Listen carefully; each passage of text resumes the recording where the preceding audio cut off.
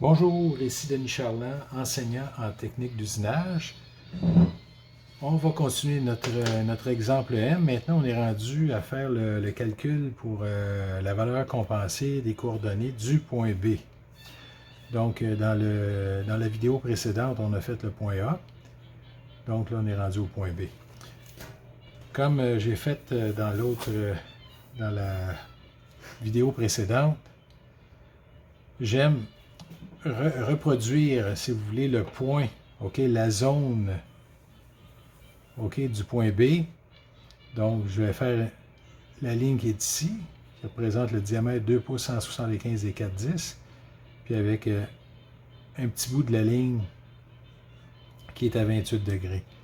Puis je vais dessiner cette ligne-là ici, qui représente la jonction entre la partie conique et la partie cylindrique. Donc, on y va comme ça. Je vais mettre ma feuille dans ce sens-là. Donc, ici, là, vous pouvez même faire une petite référence avec votre règle. Là. Supposons que je me trace ici un petit trait comme ça, un autre. Pour être sûr qu'on est vraiment bien droit. Donc, comme ça, puis là, je place ma feuille.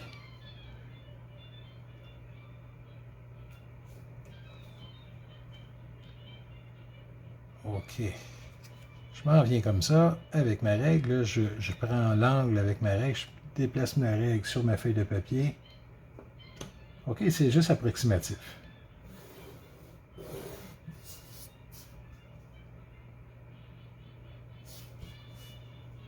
On va servir, je me sers du bout de ma règle pour être à 90 degrés. C'est pas tellement large, mais quand même, ça donne une bonne idée. OK, maintenant on va faire le prolongement. OK, le point B est ici. Un point B. Je fais le prolongement de mes deux lignes qui font l'intersection au point B. Donc, comme ça. Une autre.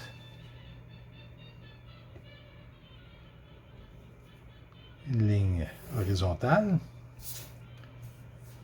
OK. Après ça, on va prendre notre couvercle de plastique. On va venir placer, si vous voulez, la circonférence tangente avec mes deux lignes de prolongement. Puis on fait le traçage. OK, comme ça. Oh, j'ai encore oublié de faire mon centre. C'est pas grave, on se replace le plus précis possible. Et on fait une petite marque au milieu, en plein centre. Je mets ça de côté. Bon. Maintenant, OK, je peux prendre ma règle. OK, il va y avoir un point de tangence avec la ligne de prolongement. N'oubliez pas que ces lignes-là sont fictives. Mais on en a besoin pour faire nos calculs. Donc, on va se placer comme ça.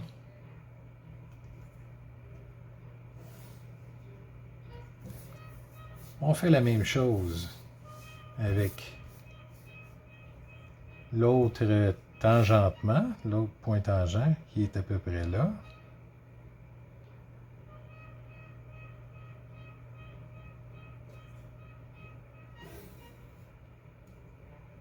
Ça. OK, on a la bissectrice qu'on va avoir de besoin, qui va nous être utile dans notre calcul, donc on la trace.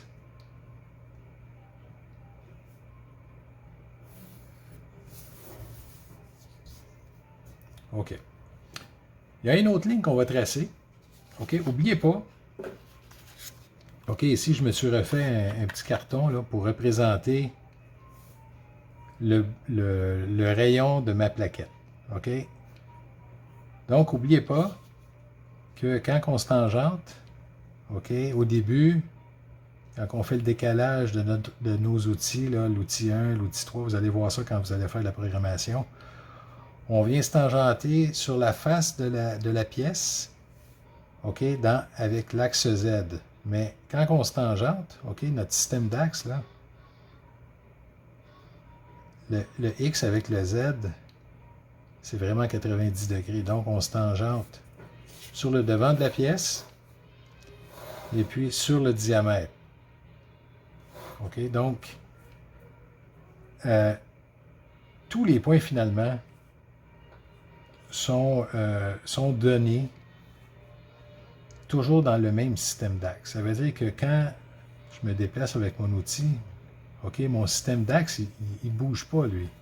Il ne vient pas croche comme ça, là. Il reste toujours parallèle. L'axe des X reste toujours parallèle, puis la même chose avec le Z, ça reste toujours parallèle avec son axe. Donc, quand on va arriver ici, en haut, à l'intersection, là, OK, on arrête ici. Donc, j'ai un point de tangence, comme j'ai dit, qui est là, pour l'axe des X. Puis l'axe des Z, le point de tangence, OK, on arrête ici. J'en ai un ici. Ça, c'est avec le prolongement. Autrement dit, c'est le prolongement de la ligne ici qui fait stopper mon outil. Mais pour les calculs, on ne se sert pas de lui. On va se servir de celui qui est dans l'axe des X.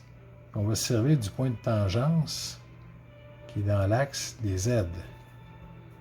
De Z. OK? Donc, qui arrive ici. Donc, comme ça. Donc, ici, là, ce que je vais faire, je vais reproduire mon rayon d'outil qui est à 31 millième et 2/10 toujours. Puis en même temps, ici, là, je vais me tracer une ligne, OK, qui va être parallèle à l'axe des X, parce que c'est celle-là qui va me donner ma valeur compensée. OK? Donc, si on regarde sur le dessin de la pièce, on a dans l'axe des Z la longueur ici, qui est 1 pouce 191 et 1 dixième. OK? À partir du 0 programme. Donc, à partir du 0 programme,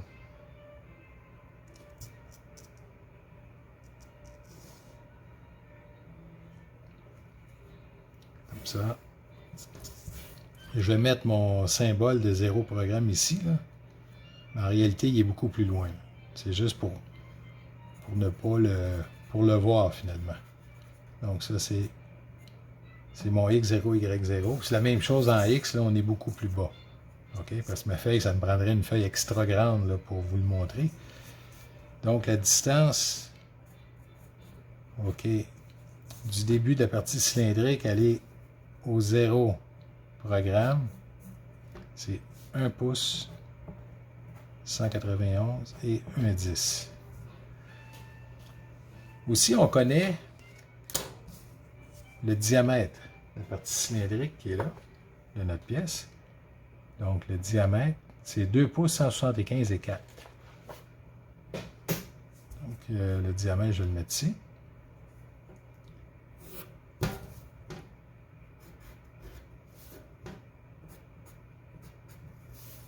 Diamètre, 2 pouces 175 et 4. Comme pour le point A, je vais diviser par 2 mon diamètre. 2 pouces 175 et 4 divisé par 2. Ça donne, pour le rayon, la valeur du rayon, ça va donner 1 pouce 0,87 et 7. OK, quelle autre information qu'on a? Bon, ici, on a nos rayons, le rayon de la plaquette, OK, qui est de 31 millièmes et 2/10.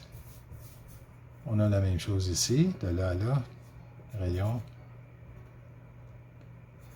31 millièmes et 2/10. Bon. Qu'est-ce qu'on connaît en plus? On connaît l'angle de partie conique, qui est de 28 degrés.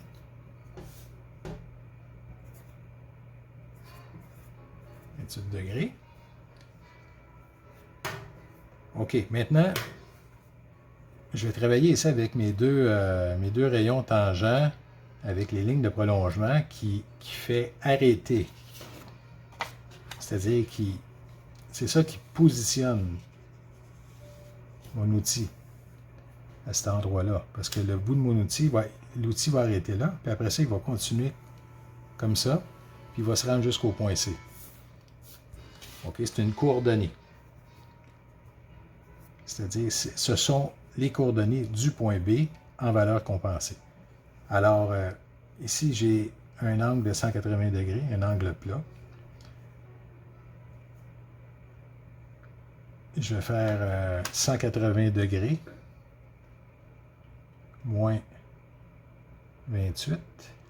Ça donne 152 degrés. Donc, 152 degrés, c'est l'angle qui part d'ici, qui s'en va jusque là. Comme ça. Donc, 152 degrés. Ici, on a notre fameuse bissectrice. La bissectrice, elle qu'est-ce qu'elle a de spécial? Vous savez qu'elle divise cet angle-là ici en deux. OK? Donc, ici, on part du centre, on s'en vient au point B. 152 divisé par 2, ça donne 76. Ça veut dire qu'ici, j'ai 76 degrés. J'ai la même chose de l'autre côté. 76 degrés. Le rayon qui est ici, il est tangent avec la ligne qui est là. Donc, le rayon est à 90 degrés avec cette ligne-là. Même chose lui ici. Le rayon est tangent, c'est-à-dire que le rayon est à 90 degrés parce qu'il passe par le point tangent de l'arc avec la ligne, là, qui est tangente. La même chose avec lui ici. Ça, ce sont tous, ce que je viens de dire là, ce sont des règles de géométrie. OK, après ça, on va faire, là, on met beaucoup d'informations. On ne sait pas si on va se servir de tout ça, mais on les met. OK? On va en avoir de besoin. On ne sait pas, peut-être que oui, peut-être que non. OK. Ici, moi, là, pour la valeur compensée dans l'axe des X, c'est déjà réglé. OK? Parce que la pointe de mon outil, OK, le bout de mon outil, s'arrête ici en X. OK? Donc, la valeur compensée, elle est ici. Puis, on connaît déjà le diamètre qui est de 2 pouces, 175 et 4. Donc, je peux prendre ma grille pour mes coordonnées de valeur compensée. Puis, pour la valeur de X, là, je vais tout de suite écrire ma valeur qui est de 2 pouces, 175 et 4/10. OK, maintenant, c'est pour le Z. Mais pour le Z, en réalité, ce que ça nous prend ce petit bout de dimension qui est ici. OK, qui part de la jonction entre le cône et le cylindre ici, aller jusqu'à la ligne tangente, OK, la ligne qui est dans l'axe, qui est parallèle à l'axe des X, mais qui nous donne une dimension en Z. Donc, on parle de Z du point B. Je vais mettre un C là, pour dire que c'est compensé. Donc, si je regarde mon petit croquis que je viens de faire,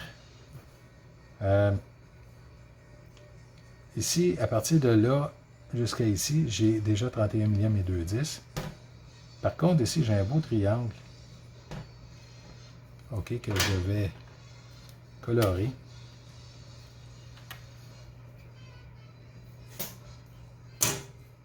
Donc, le triangle vert, lui, on va le mettre de couleur verte, comme ça.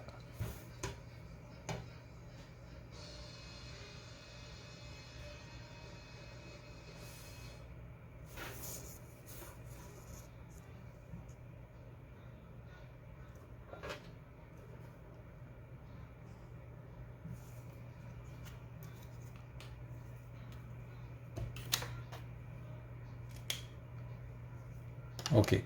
Donc, si je regarde mon triangle, j'ai un angle de 90 degrés ici. J'ai un angle, c'est-à-dire, oui, 90 là, j'ai un angle de 76 degrés qui vient de mon 152 divisé par 2. Ça, c'est la bissectrice. En même temps, c'est l'hypoténuse du triangle vert. J'ai la longueur ici de ce côté-là. Donc, côté opposé sur l'hypoténuse, c'est le sinus. On va faire notre calcul ici. Le sinus de 76 degrés est égal au côté opposé, 0.0312, divisé par l'hypoténuse, la bissectrice.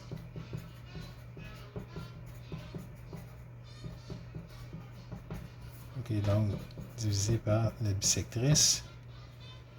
On va faire notre petite transformation de formule. On met la bissectrice ici, qui est égale à 0.312, divisé par le sin de 76 degrés. Je prends ma calculatrice et je fais 0.0312 divisé par le sin de 76. Oups.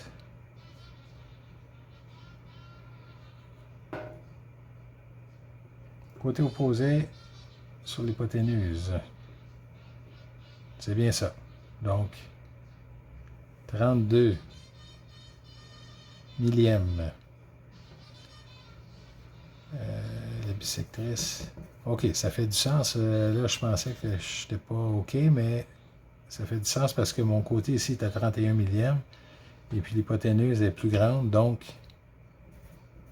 on a 32 millièmes. 1, 5, 5, 1, 4, 5.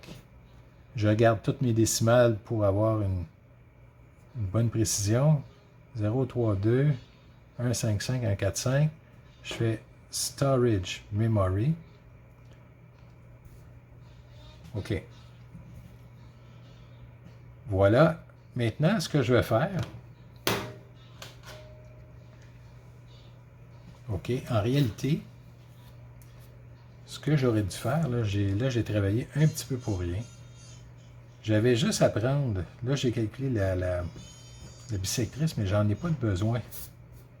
Haha! Des fois, on travaille pour rien quand on va trop vite. Donc, c'est pas grave. Tout le monde en fait ça des fois. En réalité, j'ai juste à trouver la valeur de ce côté-là. Puis quand je vais avoir la valeur de ce côté-là, je vais la soustraire à mon 31 millième 2. Parce que ça ici, là, si je prolonge cette ligne-là jusqu'à là, OK, cette dimension ici, c'est la même que celle-là. Bon, tout ce que j'ai à faire, je prends encore mon 76 degrés, j'ai mon côté opposé qui est là, mais je vais trouver le côté adjacent. Donc, opposé sur adjacent, ça va être la tangente. Donc, c'est la tangente que je devais faire pour trouver le côté adjacent qui est là. Donc, on recommence, c'est pas grave. Donc, le sinus de 76 degrés est égal au côté opposé 0.0312 divisé par le côté adjacent. On isole notre côté adjacent, 0.0312 divisé par le cos, pardon. on est peut-être un petit peu fatigué ce soir. C'est pas grave. C'est la tangente. Donc, tangente de 76. Côté opposé, côté adjacent, c'est la tangente. Donc, on prend la calculatrice et on fait 0.0312 divisé par la tangente de 76 et ça nous donne comme côté adjacent 0.007779033. Storage memory. Storage memory, OK, c'est beau.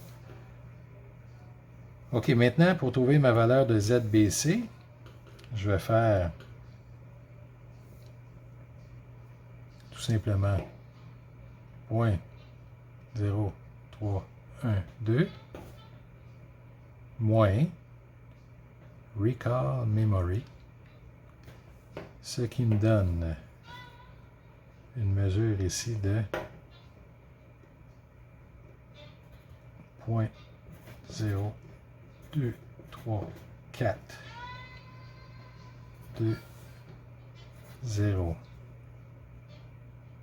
966. Je mets ça en mémoire.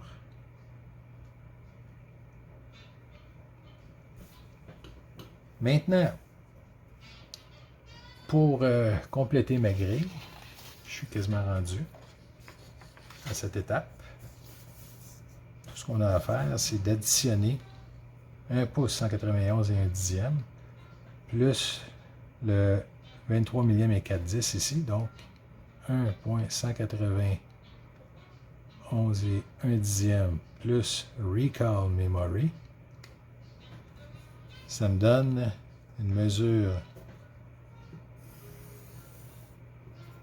de 1 pouce 214 et 5 dixièmes. Il y a un 2 qui continue là, à la 5e décimale, donc ma mesure finale, ce serait 1 pouce 214 et 5/10, mais il ne faut pas oublier qu'on est dans la section négative du Z, donc on met un moins avant. Très important de mettre ça dans la grille. Moins 1 pouce 215 et 4 dixièmes. Voici mes deux valeurs en X et en Z, les valeurs compensées pour les coordonnées du point B. Maintenant, on se revoit dans la prochaine vidéo pour le point C. Merci beaucoup.